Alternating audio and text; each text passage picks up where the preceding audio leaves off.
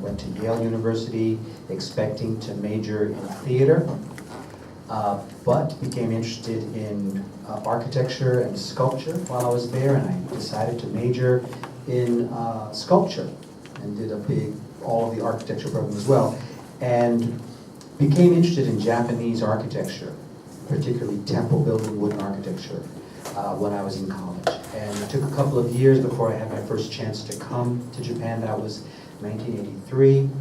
And then I came back with a grant from the Japanese government in 1985 as a graduate student at Tokyo University, and I've been here ever since. And I've been teaching at the Kanazawa Institute of Technology for, a little more than 20 years. And my laboratory, my institute, is in Tokyo. It's called the Future Design Institute, and my background is really looking at traditional ways of building things, of making things by hand, and thinking about the implications of that for the future. One of my research areas was traditional Japanese sustainable practices for agriculture and environment and building and energy. And really it was my interest in the environmental consequences of the Fukushima disaster that really brought me into being a volunteer. That plus some of my other colleagues immediately after the disaster started an NPO to help women, particularly pregnant women and families with small children. And I was going around to evacuation centers in Tokyo and Kanagawa, interviewing people about what they needed. So these sort of things brought me into this volunteer work, which now takes up about half of my time. And I'm going to show a short video, it's about 3 minutes, which will explain basically what Safecast is and how it started, and then I have a bunch of slides and we can talk. And as Professor Eckert said, interrupt anytime, raise your hand, ask a question, tell me I'm wrong, I don't care. We can have a discussion going the whole time. We will leave a lot of time for discussion at the end, but it doesn't have to be a formal presentation. Although, once I start talking, I tend to keep going. But anyway, here's a short video.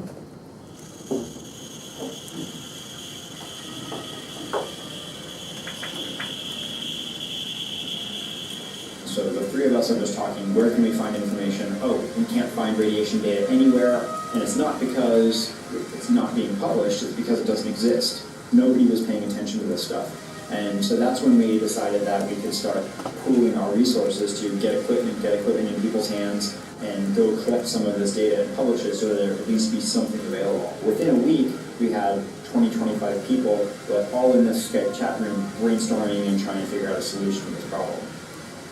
We're looking online and we couldn't get any Geiger counters. Literally within 24 hours, the whole world supply was sold out. When we realized that we couldn't get the equipment, we decided that the only way to get this done is let's go and build it ourselves. So we came up with the idea that if we put a Geiger counter on a car and we drive around with it, we can collect radiation and put it on the map.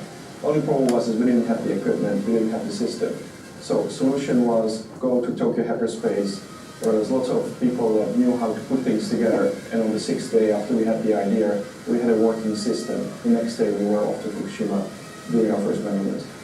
As we started taking measurements, we saw that a reading can change like 100% just by crossing a street. And that's when we realized that it was really important for us to take very granular street-by-street readings every 5 seconds and publish really granular data so that people can drill all the way down and see exactly what the reading is right in front of their house, not an average of the entire state. After a couple of months, we realized that it would be much better for volunteers to have something that would be very concise and compact, because we redeveloped the whole system and we were able to use Arduinos and open hardware to fit it into a bento box, and that's how we came up with the bento Geiger system. Once we built one, we taught other people to build many more of them, and that really allowed us to scale it dramatically. Well, this is a disaster. This is a tremendous opportunity to take this tons of data that's being collected and try to understand what the effects on people is. That can only happen if we share the data, and we put the medical data together with the radiation data.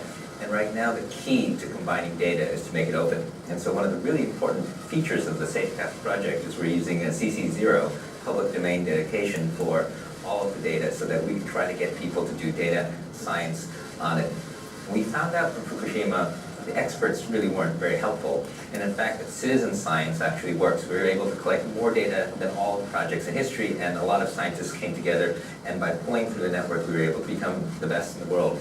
So I think what Safecast proves is that all the preparation in the world, all the money in the world, still fails if you don't have a rapid, agile, resilient system. Because of the internet, because of our agility, because of our openness, within weeks we had the world's experts together to do this, and within a year we're the biggest project that has ever existed in this kind of monitoring. And I think it really shows that with the right people and the right resources and agility, you can beat the pants off of any government pre-planning or institutional system.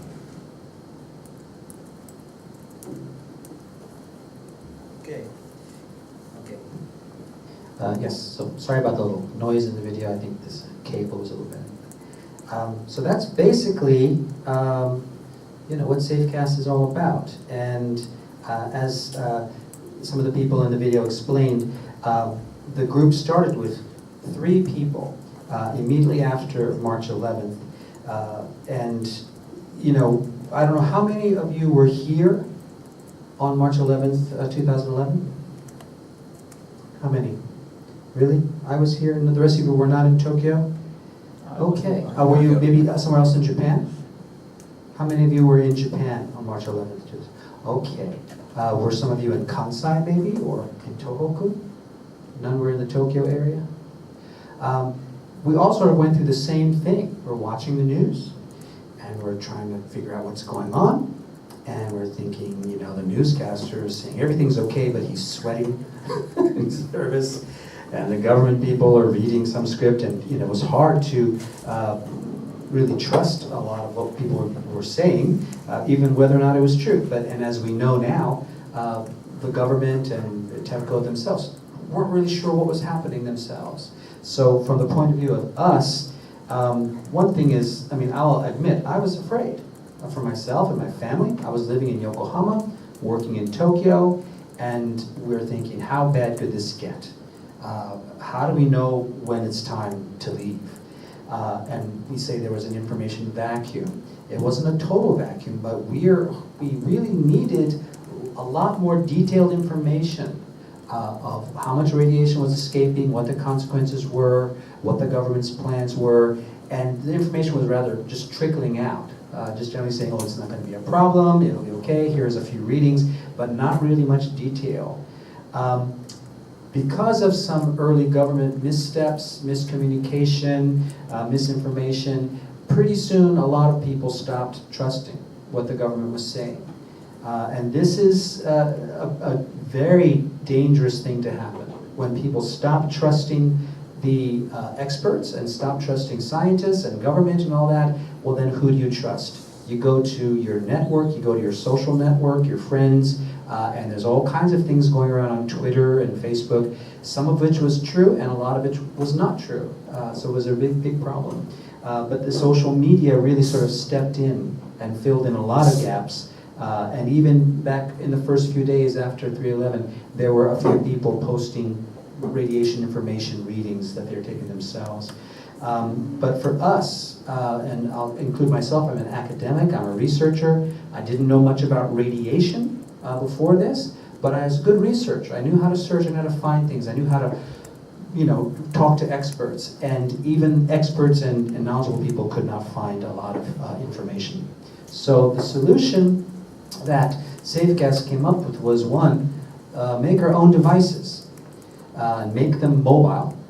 Because it's one thing to go outside your house and take one measurement, but if you can have measurements being taken as you're moving or driving or on a bicycle, you get a lot more data. Get people to be involved. Collect the data, make maps, put it online, and to try to do it as quickly as possible. So the network started with 3 people who had known each other before the disaster. This is Joey Ito. Do any of you know who Joey Ito is? Yes, you know. Yeah, so he is now the director of the MIT Media Lab, but he was really one of the people who is responsible for bringing the internet to Japan. He was an entrepreneur, a venture capitalist, and very, very important in starting and helping lots of companies start, like Twitter and Flickr. He was involved in investing in a lot of these companies at the very beginning. Sean Bonner is based in LA, and he's very involved with what we call the hacker movement, hacker spaces. And we're not talking about these guys breaking into banks, you know. These are people who make things, build things, they're innovators, they're hobbyists, they like to make things and like to have difficult problems. And, you know, he and Joey knew each other for a long time before that. And then Peter Franken, who's Dutch, who's lived in Japan for a long time. And he's an engineer and also a software information system expert. He is this chief technical officer of a company called Monex Securities, which you would not have heard of unless you're involved in banking and finance, because lots of big companies depend on their company's systems to send financial information back and forth. And gradually, you know, it didn't take long, but bringing in places like Tokyo Hackerspace, Crash Space in LA, bringing in networks of people. Let's see, this is a guy named Bunny Huang, who's a well-known designer. Ray Ozzie, who was the, this is Ray Ozzie here, he was the chief technical officer for Microsoft. And everyone has their own network. And it didn't take long for this to grow into a lot of people working together. This was in Tokyo Hackerspace. This was kind of the atmosphere. Well, we don't know how to do this. No one's ever done it before. Let's just try and keep making mistakes and keep building and keep trying. And of course, as a group, we're based on volunteers, and it's a broad network. It's a very loose network, and it includes all kinds of people. You know, housewives and, you know, teachers and everyone. And one thing to keep in mind is that it's international. We're based in Japan. A lot of the key members are not Japanese, though, and we have a lot of people overseas. Certainly a lot in the United States. We have people in Europe. We have volunteers in Hong Kong. We have volunteers in Africa. Some are very active, some are less active, but it's a very broad network. And we try to keep it as ad hoc as possible. In other words, not having hierarchies. Not having like leaders and assigned jobs. There's more active people and there's less active people, and anybody who wants to do something, they can just say, hey, one of our volunteers said, I think we should measure seaweed. Okay, then you go get seaweed. And he went and figured out how to do it and measured seaweed, and you know, that's his project, and that's kind of how we work. And we do have a lot of technical expertise, people who have, you know, been working in radiation for years, hardware designers, software designers, academics, I include myself in that. Lots of different kinds of people can participate. There's something for almost anyone who wants to be a part of it to do. And then there is a key group of people who are kind of senior. I guess I would include Ray Ozzie in that. People like Kurokawa Kiyoshi sensei, you know, who are not really directly involved in the day-to-day, but we can consult with them and get their advice. And again, this is always very, very informal. And we have to say, we're not ideological. This is very unusual in this kind of activity. Most groups who are doing a project like ours will do it because they are anti-nuclear, or they want a no-nuke society. We are not taking that stance. We're not anti-nuclear, we're not pro-nuclear, we're looking at the bigger picture, and the bigger issue is whether it's nuclear energy, pollution, you know, information security, any of that. It's the data that matters, the openness and availability of the data. So we are pro-data. And like I said, at the moment, our most active work involves radiation, beginning in Japan, but we are also working on air pollution and other issues which we think people should know more about. We are, again, volunteer-based. We get a lot of individual donations. We have crowdfunding. We've been very successful with something called Global Giving and Kickstarter. We get support from the Knight Foundation. We've gotten 2 years worth of support from this. This is a journalism fund that funds groups and individuals who are doing unusual information-related projects. We have, you know, constantly applying for grants. Manufacturers often will just give us stuff. Pelican, who makes Pelican cases, you know, they just constantly give us these things and give it to us cheaply. But the most important thing is that people donate their time. And that's the most valuable thing that most of us have, and it's really important. So Here's a sample of one of our more recent, more successful hardware designs, and this is Professor Eckhart's. Did you build this one? Yes, yes. Which he built himself. This is called the B-Geigy Nano. This is the 7th design that Safecast produced in 18 months. In other words, 7 different hardware designs. Designed, built, tested, deployed, used, modified, hacked, until it becomes the next design. And most companies, startup companies doing a thermostat or a new computer gadget, they never do 7 in a year and a half. They're lucky to get 1 or 2 prototypes working. So this is very, very unusual.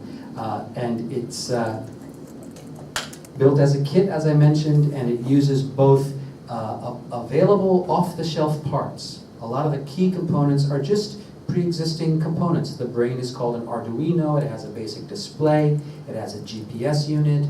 It has a memory data logger with a memory card. And it's based on what's called a pancake sensor. It's a Geiger counter. So this is a Geiger tube, a GM tube in the back. We are able to sell these for about $4,000, which is expensive for maybe every family to have, but if you're a hobbyist or you're serious about it, it's actually a good price, and it's much cheaper, much less than half the cost of any other device, a radiation detector that has similar capabilities like GPS and data logging. So we can pass this around and you can look at it. And we call them B-Geigys for bento geigi because the case looks like a bento. And basically they're designed to be put on an automobile on the outside and to drive around and get information. But of course you can have it on your bike, in your bag. You can carry it around your neck. Or we also have been experimenting with little helicopters to carry them on the helicopters. So there's a lot of ways to use it. And we have about 400 of them. 400 kits have been sold around the world, and we periodically hold workshops in Tokyo, in other parts like in Fukushima. We've had one in Washington, D.C. We have one coming up in France soon. We have one coming up in Los Angeles. So we have lots of workshops to teach people how to do this. Like I mentioned, this is the B-Geigy Nano, and it's our 7th generation. It's important that it be rugged, and the case is not totally waterproof, but it's pretty water resistant. You can have it on your car even in the rain and it won't be much of a problem. The brain is called the Arduino, which is, this is it here. It's a very useful, programmable CPU with lots of input and output for sensors. Lots of hobbyists and educators use it. There's a big community around it. It's a very, very useful thing. We have the 2-inch pancake sensor on the back. It has an OLED display. It has Bluetooth and Wi-Fi capability. The one that we're passing around doesn't have that, but it's an easy place just to plug that in and use Bluetooth if you need. The other important thing that Joey Ito said on the video is that all of our data and designs and everything we do is open source. It means we have not patented it. We've made it available as an open source project. Anybody can download the plans, anybody can download the software, the documentation, anything they want, and modify it and do what they want with it. And increasingly we have people who are doing that. The spirit of open source is that lots of people will be doing this and they feed that back into the project. So if someone said, for instance, in order to put the Bluetooth and Wi-Fi, someone had to program that. So someone said, we think we have this little unit we can use, and someone programs it, and then that becomes part of the project. The same for our data. The data that we gather, and I'll show you the map in a minute, that's all available to download. Anybody can download it. You don't need permission to use it. This is a very important thing for us. We're all about openness. Any questions so far? No? Okay. When we started in March 2011, we had no data and had to figure out how to get the devices working and gather data. By October of 2011, we had 1 million data points. on our map. That means 1 million different locations had been measured, mostly by people driving in a car with a detector like that, but they were bigger then. And that seemed like a lot, but it just has grown and grown. A year after that, we had 5 million. And then the following June, we had 10 million.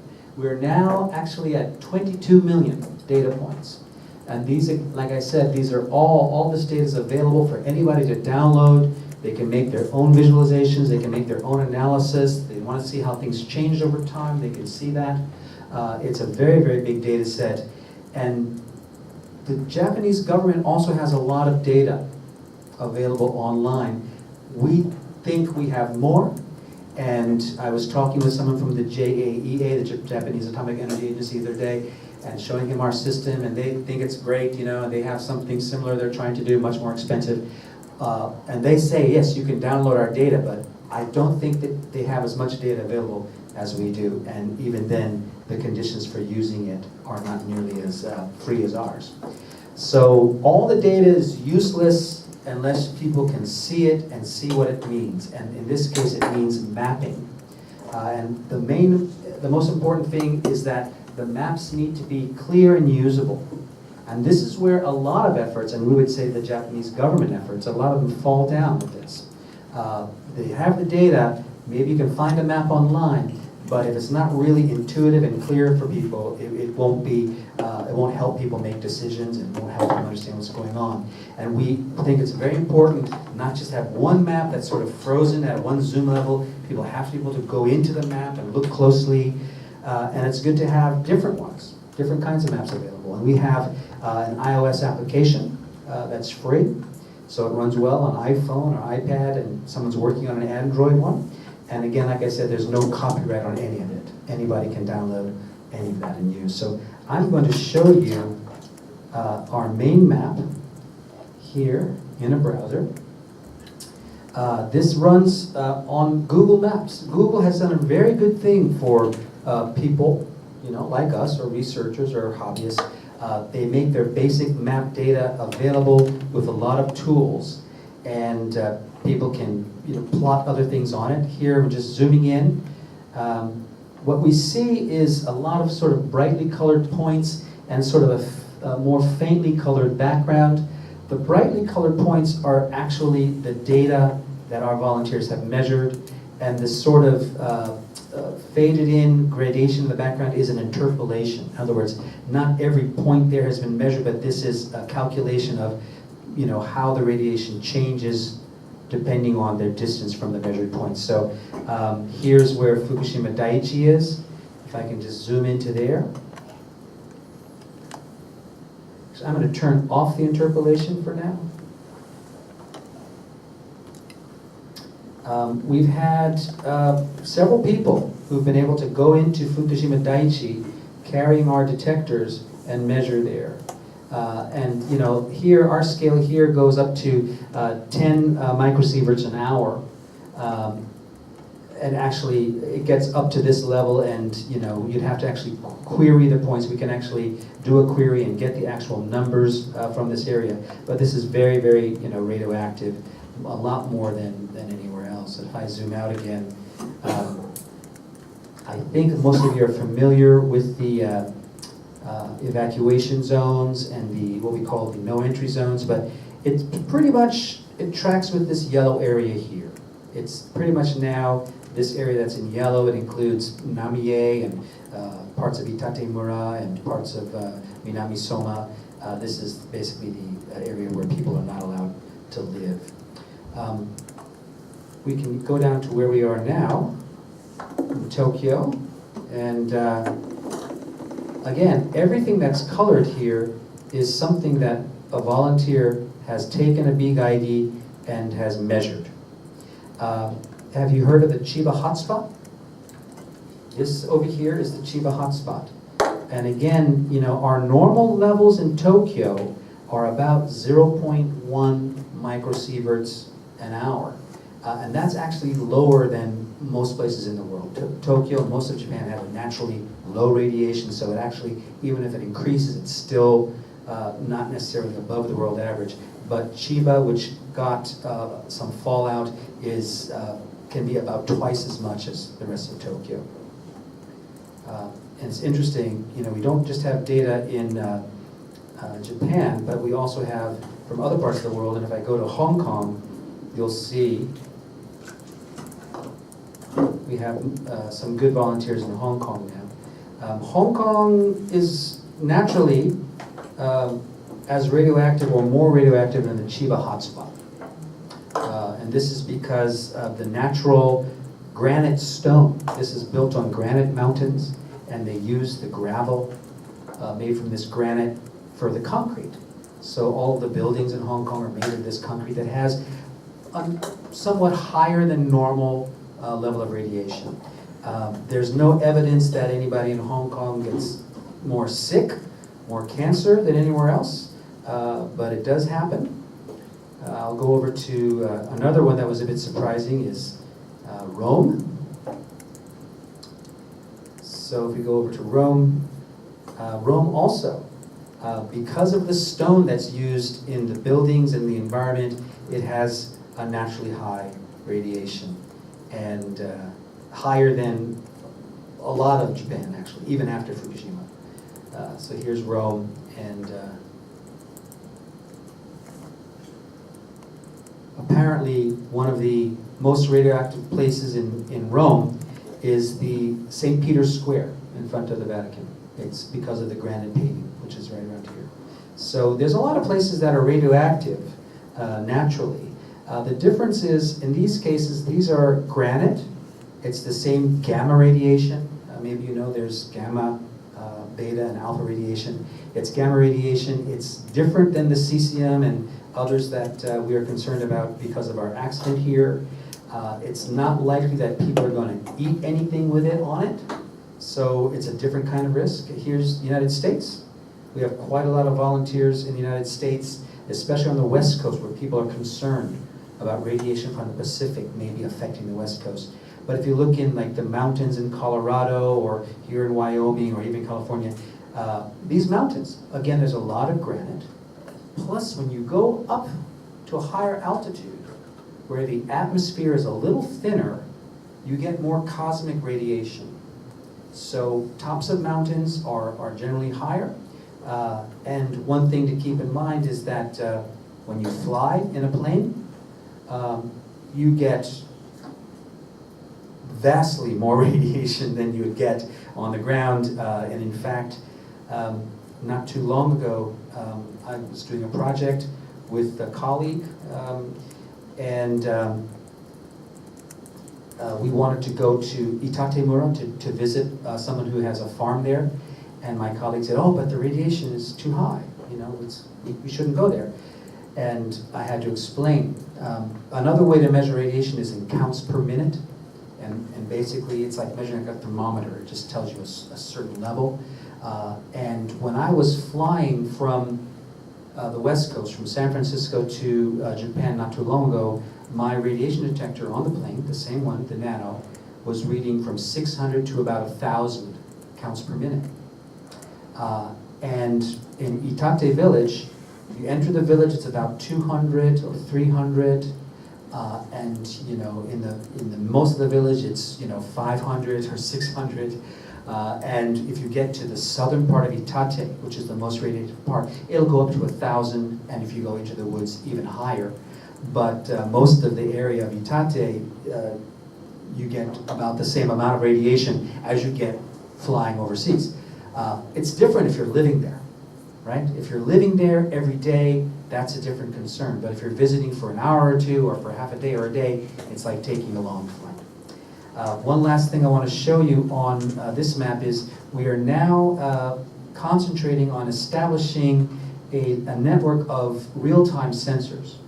In other words, all of this data here that we see on this map is data that people have driven around or walked around, and they've recorded the data and they've uploaded to our system, and that reflects the measurements, the radiation at the time when they were measuring. But it's very useful to have a real-time sensor. And this one, No, this one is in Minami Soma.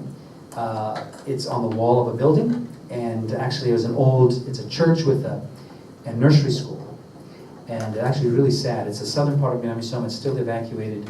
It's just a very sad thing to see this abandoned kindergarten, rather.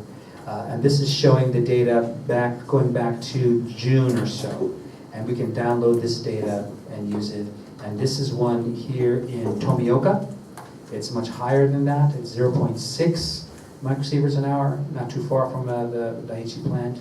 And we have other ones down in Iwaki and other places. So we're hoping to get as many as 100 of these sort of arrayed around Daiichi plant. Because this decommissioning process of dismantling it and getting the old fuel out and all this will take decades, really 30, 50 years. And there will be some continuing hazard for at least that long. And we'd like to simply have an independent network to give people radiation information about what's going on. Okay? How about that? Any questions on that? You can go to our website. What happened here? You can go to our website and, excuse me. No, this is.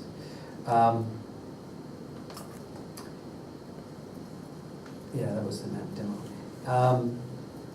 I'll show you the URL again. It's safecast.org-tilemap, T-I-L-E-M-A-P. And I just showed you how people would typically use it to sort of travel around and look at radiation, but it has a lot of features where you can download data. You can say, give me all of the radiation measurements within 1 kilometer of this point, and you can get an Excel file, a CSV file, and you can filter it or run formulas on it. It's a very, very useful system. I have a question. Yes. How many page views do you get, and how that changes from the time you started to now? Page views. I wish I could tell you. I don't have the information. I just don't have it. But as you are probably aware, interest in general around the world was very, very high in 2011. Very, very high. And gradually, most people in the world, and even most people in Japan, sort of lose interest. It's only when there's some news, the water problems or some news, then people will sort of, take a greater interest. So definitely interest was higher in 2011. It's less now, but I'll talk about this a little bit more. Communicating to the public and average people is very important for us, but also communicating to journalists, to experts, to people who are researching is also important. So our network has changed from being more oriented towards just the general public to being oriented towards general public as well as specialists, because nobody else has this kind of information and has been doing it as long as we have. So I was just showing you the map. We have a program, one that we're really proud of. It's called Street by Street. And this is a view, kind of a zoom-in view of the city of Koriyama, which is a pretty big city. It got a lot of fallout. And the government was making lots of maps and measurement, et cetera, but it wasn't easy for people to find. So what we did was worked out an arrangement with the city government in Koriyama, in Tamura, in Minami Soma, and now we're talking to Date, where they will use our detectors, and we'll lend them like 10, and they will put them on the post office motorbikes. And these postmen will just drive around for a week or 2 weeks, measuring every day, and they cover every street. And the cost to the city is zero. They don't have to pay anything. We just lend it to them. And the only condition that we put on it is that they allow us to put the data on our map openly, which is fine. And the post office union, the workers' union, likes this because they're concerned about the radiation exposure that their postmen, their delivery men would get, so this is good for them. And there's a certain legal loophole that allows the post office to inform the government, the local government, of any health hazard or safety hazard. So this is the reason we're able to do this. And we have done it, like I said, with Koriyama, with Tamura, with Minami Soma, and it's a combined population of like 400,000 people. And we will keep talking to other towns because it's so easy to implement and so cheap. We think it's a very good idea for the other towns to do it as well. I want to say too that when we're measuring, usually what we find is not very different than what the government has found and has presented. The difference is more in the coverage, the ease of use of the data, the visualization, etc. Regardless, we think, and the local governments who support this program, everyone agrees it's better for the public to have more than one source of information. It's better to have good, independent information. And again, I mentioned earlier, because we're not an anti-nuclear group, that means that our data can be accepted without some suspicion of bias. If it's an anti-nuclear group, it's very difficult to sort of get away from the idea they may be intentionally exaggerating the radiation because of some bias. Even though I can tell you, I know quite a lot of people doing different things, measuring food, doing monitoring, etc., who are doing good data. But if the group's policy is anti-nuclear, it's very difficult for instance, a government or an official agency to accept that data. And this has been a very important thing for us to do. So comparing what we do and the government, again, after the disaster, most of the Japanese government agencies understood that they just didn't know how to communicate.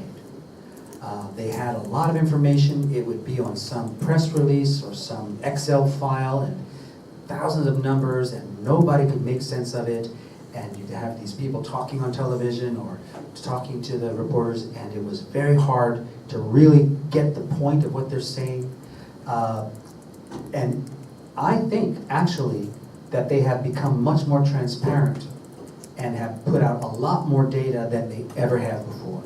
But they had to learn how to do it. They started from almost an absolute inability and learned by criticism and by making mistakes how to do it.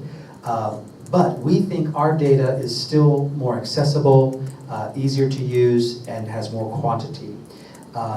So I'm now a kind of almost an expert on this. I spend a lot of time going through government databases, whether it's food or radiation or what's happening with the decontamination, etc. And it's hard for me to find information.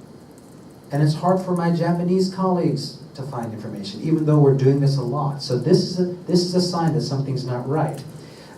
You may remember, if you were here, it took a long time for maps like this to become available. This actually was released in May 2011. There were a few smaller, less detailed maps. The United States Department of Energy provided equipment and aircraft and personnel to fly over and measure. And some of that information was available around March 20th. But it wasn't a lot, enough to see the general outlines of where the radiation was. But big maps in this level of detail did not become available until May. And they're important. And actually there's maps like this you can download from the government website for the whole country. And they're PDFs and you can zoom in, but they don't have a lot of detail. Now, how many of you have heard of the monitoring posts in Fukushima? Government monitoring posts. Yes. Are you aware that there's some controversy about them? There has been criticism of these monitoring posts. I don't have a photo in this slide deck, but we call them droids because most of them look like R2-D2, this sort of round-topped thing with like a solar panel on top and a display. And they put them all over Fukushima. There's about 3,000 of them in place now. They're intended to be a real-time monitoring system. And they have a website, and it looks like this. It's a very, looks good. Look at this nice website they made. The way you navigate it is you go to the map of Japan, and you click on Fukushima, and then, for instance, you click Iwaki, because you want to know Iwaki, and the first thing that comes out is this list. And they actually intend for people to go and pick the monitoring posts that they want to know about from a list of 475 things, which is one of the stupidest interfaces I have ever seen. We have a joke going around at Safecast that they seem to be making this as difficult as possible. As if they said, we have to make a map. Oh, that's not difficult enough. Make it harder for people to use. And this is an example. Now, like I said, it's good. I mean, you can go through it and click on it like I showed you on our map and get a graph of the over time, etc. And actually, there's no sign here that you could do it. But if you keep zooming in enough from this view, you actually can get to a point where you can see the individual monitoring posts. This is zoomed in on the map.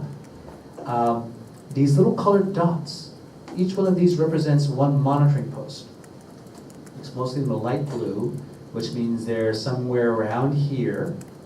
And there's about 7 of them in this one neighborhood of Koriyama, right? And I'll show you, this is a view of the Safecast map of the same neighborhood at the same scale, where we have about 800 data points. In other words, enough to sort of fill in where they have one here and one there. Well, you don't know what's happening between this. And one thing that we learned very quickly is that radiation levels can change a lot over a short distance. And this is why we have what's called hotspots. So over here are some hotspots, which probably do not show up on the Japanese government's monitoring post map. If you're aware of that, and it took a while for people to realize, oh, this monitoring post is just measuring right here in this playground, or in this schoolyard, or in front of the city office. It's not going to tell me 100 yards away, 500 yards away. So we think this means, we have much better coverage. And again, to be fair, the government has more data available.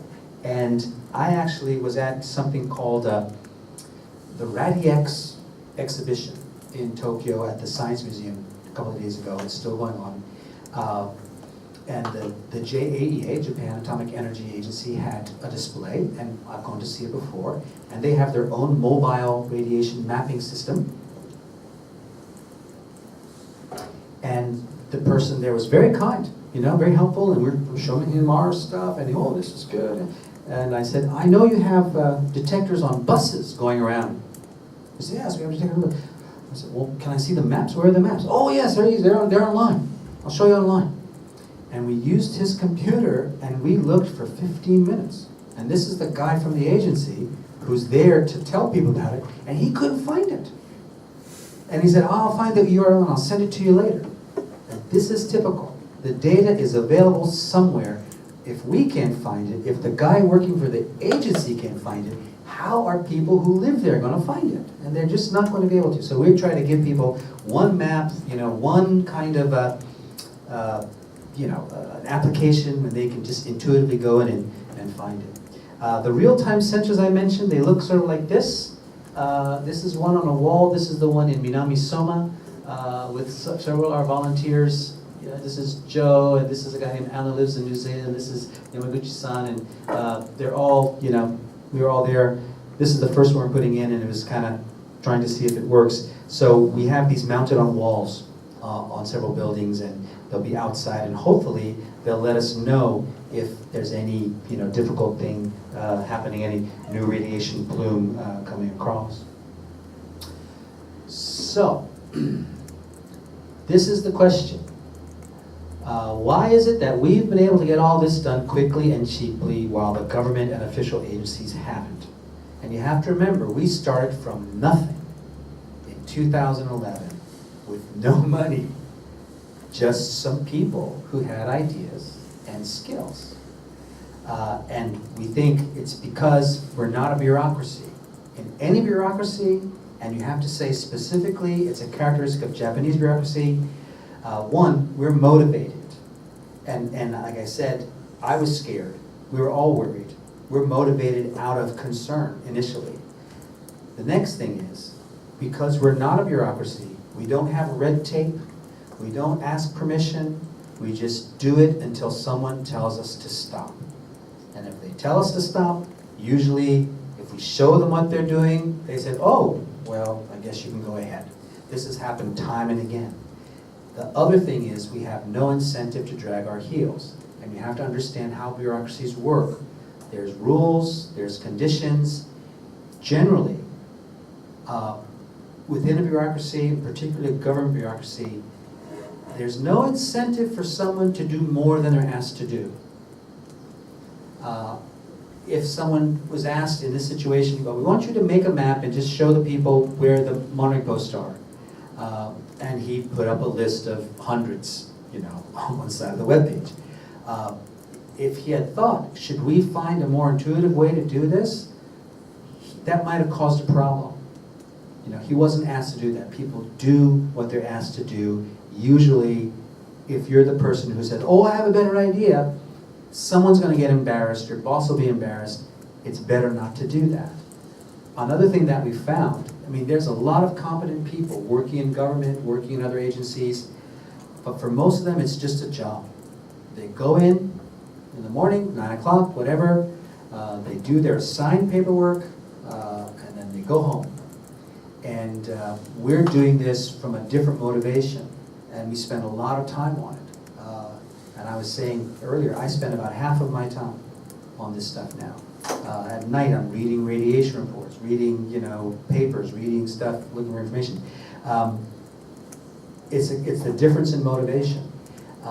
And again, I mentioned when I was talking to the JAEA people, sort of comparing their system. The system they have is a very expensive system. It costs more than 100,000, 1,000,000 yen for each unit.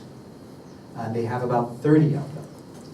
This was funded by the Japanese government through a scientific research grant, top down. The government wanted it, they wanted someone to do it, they gave the money to the university in Kyoto to do it. They came up with the first one, they came with the next one, they deployed them. They're very expensive, it's monitored and managed by the agency, and it is very hard for people to find what's going on. Ours is from the bottom up. And when I was talking with the guy at JEA, he got it instantly. He said, oh yes, ours is top down, yours is bottom up, it's participatory, it's much better, this is a really good way to do things. We need both, but this is really good the way you're doing it. So people do understand it. So I mentioned that over time, we got more and more attention from agencies, from the IAEA, for instance, the International Atomic Energy Agency, from UNSCARE, the United Nations Scientific Committee for the Effects of Atomic Radiation, from places like DARPA in the United States, the Defense Advanced Research Projects Agency, from the Department of Energy, from the Nuclear Regulatory Commission. These people want to talk to us. My colleague Sean gave a presentation about 2 months ago at something called the Lincoln Labs at MIT for people from the Pentagon. Because all of them have been trying to do something like what we're doing, and they have not been able to do it. They want to know, how is it that you can do this? And we were asked by the IAEA to give a presentation in February at an experts meeting. And I actually was the one doing the talking. My colleague Joe came with me because he's much more technically knowledgeable. And it was, initially, they put us on the hot seat. I presented pretty much what I'm presenting to you, and they had a lot of questions. And a lot of the questions were about the reliability of the data, and how do you make sure nobody intentionally puts false data in your system, and how can you make sure nobody's going to be injured or or put in harm's way because of misunderstanding your data. And I understood talking to those people, these are people from all over the world, that they have a responsibility that we don't have. They're the official government source of information about radiation safety. If they say it's safe, they're putting their necks out, you know, they really take this seriously. And I understand that. And then we said, yes, we have this luxury. And we don't intend that this will replace what the government does. But we think it's an important check that people need, especially when they don't trust governments, and nobody anywhere trusts governments these days. And ultimately, we got huge applause. We were defended by other people, said, you don't see what these guys are doing. No one's done this before. These are very creative people. You'll be lucky to have people like this in your country if anything ever happens. And there was huge applause.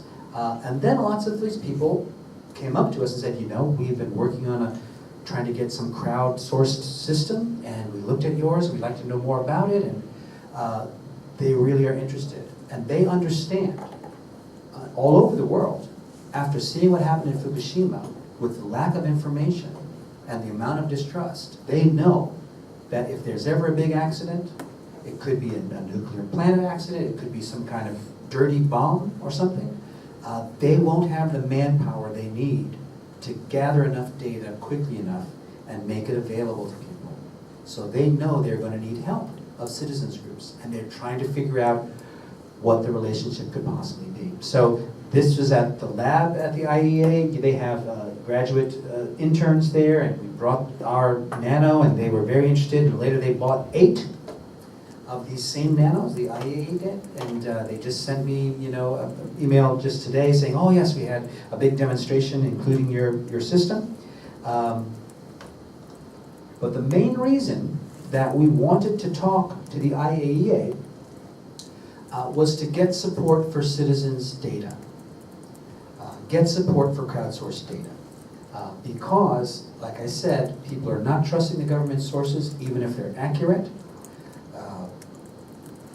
And in this era that we live in, it's a very, very exciting time, because the tools that are available, the hardware, the components I mentioned that go into this big IE I showed, the software tools, the social media tools, have made it so easy to gather information, to take scientific measurements, to put them together, to visualize them, to publish them all over the world very, very quickly. This has changed everything. What had been something that only governments or large institutions, educational institutions or other, maybe military, something only those kind of people, those kind of organizations could do, now anybody can do. And we say the genie is out of the bottle and it's not going back. This has changed the balance of information, and technical capabilities that common citizens can have can equal capabilities of larger institutions without the problems and the delays and the red tape and the bureaucracy that prevents those people from really taking effective action when they need. So in the draft report of the experts meeting at the IEA from February, they included language that, I mean, this is United Nations speak, okay? This is a special kind of language. It looks like English, but it's actually diplomatic language. So they're saying here that crowdsourcing, like the collection and dissemination of radiation data, can help to instill confidence in information from official sources. The important thing is next, to continue to be effective, these public groups need to maintain their independence. To be seen to work too closely with the authorities will diminish their effectiveness and consequently also their credibility, making them redundant. And this was the point. And what this means is, all you governments around the world, you need these guys. You need people like Safecast. And don't get in their way. Let them do what they're doing. But also don't try to get too close to them. Because if people say, you know, they're working with the government, suddenly that group like ours, our credibility will be diminished. And this was, you know, a very important thing. We after this came out, we said, you know, we got everything we could possibly have hoped for. And in this case, it's about radiation measurement, ambient environmental radiation measurement. but maybe some of you know there are a lot of groups in Japan measuring food, checking radiation in food. There are groups doing health measurements of internal contamination, urine tests of children, etc. There's a lot of citizens groups that are doing this, and their data is rarely accepted by the big groups, by the United Nations, by UNSCARE or other groups that are collecting information. It's rarely accepted. Again, partly what I mentioned was the suspicion if they have some kind of agenda, that maybe they will distort the data. But we think we've sort of kicked the door open, and now we encourage them to accept our data. And UNSCARE, in their report on the Fukushima disaster that they released in March, or was it April this year, they included a reference for our data. They looked at our data, and they included it. And along with only a few other groups, Greenpeace, a group called CRIRAD in France, and a group called ARCO in France. So only 4 groups that were not government, their data was used in that report. And the other groups, Greenpeace and CRIRAD and ARCO, they've been around for 30 years. So we're only around for 3 years and already have managed to had ourselves accepted. And this was the last part of this report from the meeting. They say the genie that will not go back in the bottle. And that was on one of my slides, and they need to accept that this is the way things are now. And in our case, we're doing it with no agenda. Other groups may have an agenda. We're doing it with radiation. Someone else may do it with fertilizer, phosphates, dioxin, or anything else. This is going to change the balance of power. So, this is what we say. The rise of citizen science in the digitally enabled DIY, do-it-yourself age, is an irreversible phenomenon. And the experience of Safecast after Fukushima shows that new creative structural relationships between independent third-party groups and government agencies, universities, and companies are in fact possible and can be the best way to serve the information needs of citizens. And this is it, the lines, us and them, good guys, bad guys, they're not hard and fast anymore. We wouldn't be able to do what we're doing if there weren't people inside companies, inside government, local government, whatever, who kind of understand what we're doing and are trying to make it happen as well. This is what we see, a new kind of coalition of people trying to get the same things done. They recognize the same problems in government, etc., that we see, and they're trying to find ways to get around that. The last thing that we said in our talk to the IEA was that we think the most productive official response will be to streamline the collection and distribution of data of concern to the public, improve transparency, and to formally acknowledge the important role third parties can play.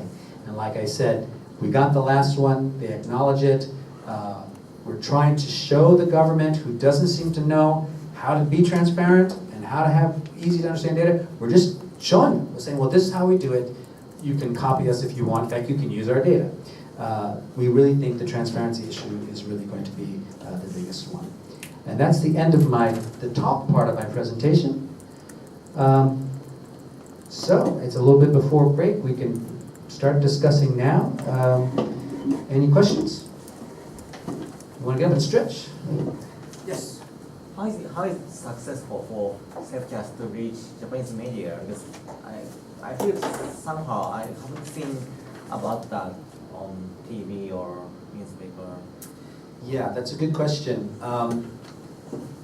It's ironic. We have had much better coverage and more attention from overseas media than Japanese media. But we've been featured by NHK several times. One NHK team and reporter spent a lot of time with us in Tokyo and in Fukushima and did a nice long story on that. The thing about measuring radiation in Koriyama with the post office, there was news, TV news about that as well. We have people from the Asahi Shimbun spending a lot of time with us as well. It's tricky, and we'd have to ask, why the media in general in Japan has not wanted to do a lot of investigative reporting about Fukushima in general, and two, has not really wanted to highlight the work that independent citizens groups are doing. And you know, you could say the simple reason, and a lot of people say it's a simple reason because TEPCO pays all the advertising. I'm not sure it's that simple. All people say, oh, because the government is putting pressure on them. Yeah, there must be some of that too. But I really think Japanese media in general shies away from controversy. And on the one hand, that could mean that we'll have more reliable information. They may want to wait until the information is more reliable, but that doesn't really happen all the time, does it?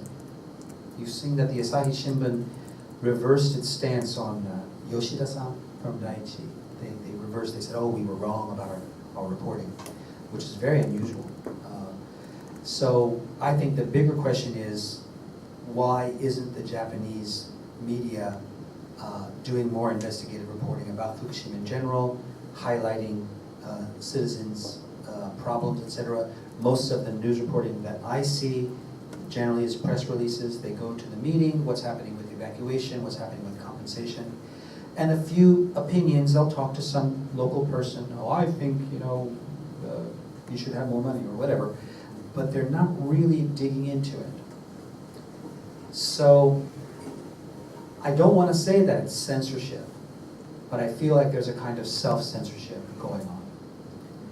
People overseas, because of the new, what do you call it, the secrets protection law, I forget what it's called in Japan. Lots of people overseas think that's what's happening. And I try to tell them, nah, that's probably not it. It's more complicated and more subtle. So anyway, yes, we get much better coverage overseas.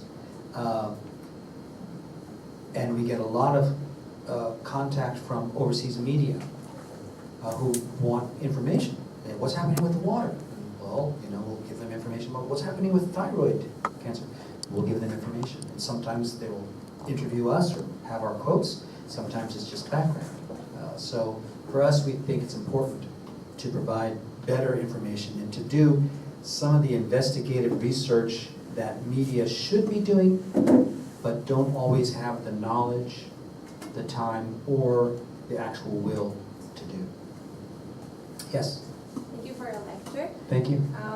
I was quite surprised that all over the Japan, the system has spread all over the Japan, from little island to bigger cities. Our map? Yeah, all map. Yeah, I can And bring the then- map up again. Yeah. So my question was that, how did it spread successfully? Because did all the places went by all the volunteers, or did you have any contact with volunteers to go go to this island, go to this region? It is self-organizing. Yeah. And it's really a fascinating thing to look at and to be a part of, because we're not directing people. We're not asking people or telling people where to go measure. So it's just What happens is someone will say, I'm going to Okinawa next week. I'll measure. If you have it, lend me a detector. I'll measure. Okay, great. I'm going to France. Can I borrow a detector? Sure. Occasionally we'll say, oh gee, like there was a time when we didn't have much data from Gifu. We looked around, because we know Gifu had a bit of fallout. So we asked around and eventually found somebody who would do that. But usually we're not directing people. Some of our volunteers, some of our key volunteers, will make a point if they're driving somewhere. They'll look at our map, and if there's a road that hasn't been covered yet, we'll intentionally go out of our way to do that road. But it's not really directed. So it's all based on where people want to go. Now, in our volunteer group, we don't really keep track of how many volunteers we have. And anybody who ever does anything, even if it's just, helping with a party or, anything, is a volunteer as far as we're concerned. in our online system, we have what's called an API, a system where people register and can upload data. There's about 500 people in that system. Of those, I think it's about 360 have actually uploaded data. Of those, the 10 most active volunteers have contributed about 70% of the data. And this is the way it always is in any kind of volunteer activity and lots of other activities too. The most active core will do most of the work. And that's just how it is, and it's not a problem either. One thing that we found, the difference between lending people a radiation detector and then showing them how to build one, it's like the give a man a fish, you know, he'll eat for a day, teach him a fish, he'll eat forever. Same thing. If you teach them how to build it and they actually build it, then they want to use it. And people will just be, you know, they're proud of it, you know, they like their detector and they'll want to use it. So this has been a really good thing for us. One thing I want to say, I mentioned, one of the slides talked about relationships with companies as well. Every now and then, a company will allow us to put our detectors on their vehicles. And we've looked around, the post office was one, but there's a company called GLC, who nobody has ever heard of. But their business is to drive around Japan with cameras and various antennas and sensors and to map Japan for car navigation systems. And they sell their data to, like, you know, Pioneer or whatever company is making the Navi. And they have about 10 cars on the road all the time. And we lent them about 10 e-Geigis, and they've uploaded a lot of data. I want to say they're responsible for at least 20% of all the data we have, especially places far away, down here, you know, Kyushu, and, you know, some places that a lot of us don't usually go. So some places like Hokkaido, this one company's volunteered. And again, the company president basically volunteered. You can see how much data is here in Hokkaido. This is all done by this company, GLC, in the last couple of months. And that's because their business is to drive on every single road in Japan. So this is really good. So anyway, it grows naturally and kind of intuitively and organically. And it's been a really great thing to see. Let's make a break Yeah, here. have a break and we can have more And then, talk. maybe 3:15, let's come back and we can continue with some more information and you can ask lots of questions then. And also in the break, please feel free to individually approach, ask me this very approach. Okay, so let's have a break until 3:15.